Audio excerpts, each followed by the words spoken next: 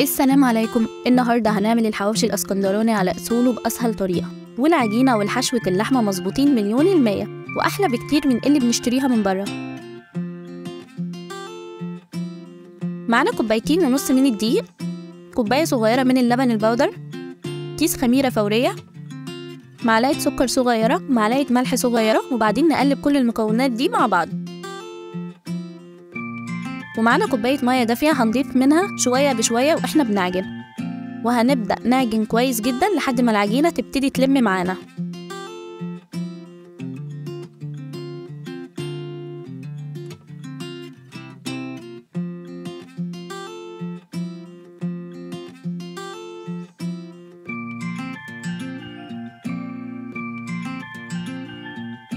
كده العجينة لمت معانا وبقت تمام قوي.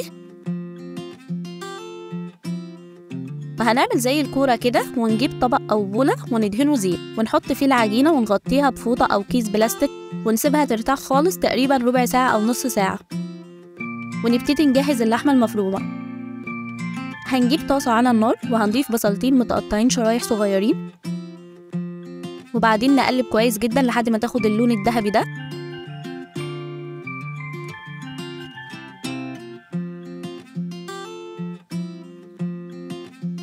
وهنضيف ربع كيلو من اللحمة المفرومة ونقلبها كويس مع البصل.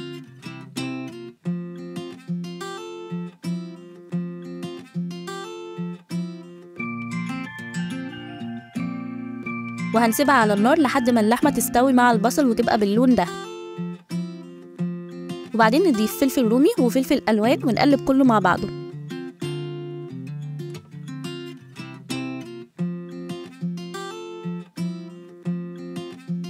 هنضيف معلقة صغيرة من الملح ومعلقة صغيرة من الكمون ومعلقة صغيرة من الفلفل الأسود، وبعدين نقلب كويس جدا لحد ما تستوي معانا.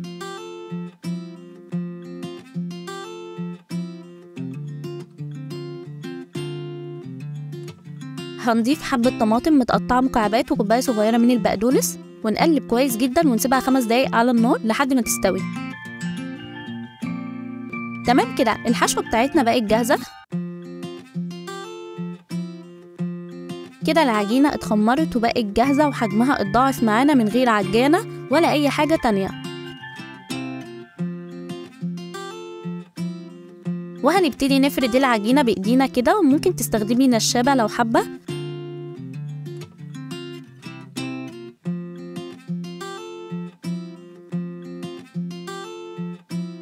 وبعدين نضيف اللحمة المفرومة في نص العجينة، ونضيف شوية جبنة موتزاريلا أو أي جبنة متوفرة عندك في البيت.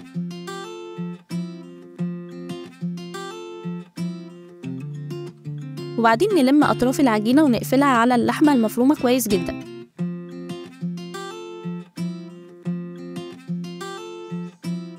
ونفردها بإيدينا كده. وكده بقت جاهزة تدخل الفرن. هنسيبها في الفرن حوالي نص ساعة أو أكتر شوية على درجة حرارة 180. شايفين الجمال؟ ريحتها تجنن، والعجينة طالعة مظبوطة، والطعم بجد تحفة، بجد أحلى بكتير من اللي بنشتريها من بره. جربوها بطريقتي وقولولي رأيكم في الكومنتات. وطالما وصلتوا معايا لآخر الفيديو، ما تنسوش تعملوا لايك وشير واشتركوا في القناة وفي صفحتنا على الفيسبوك.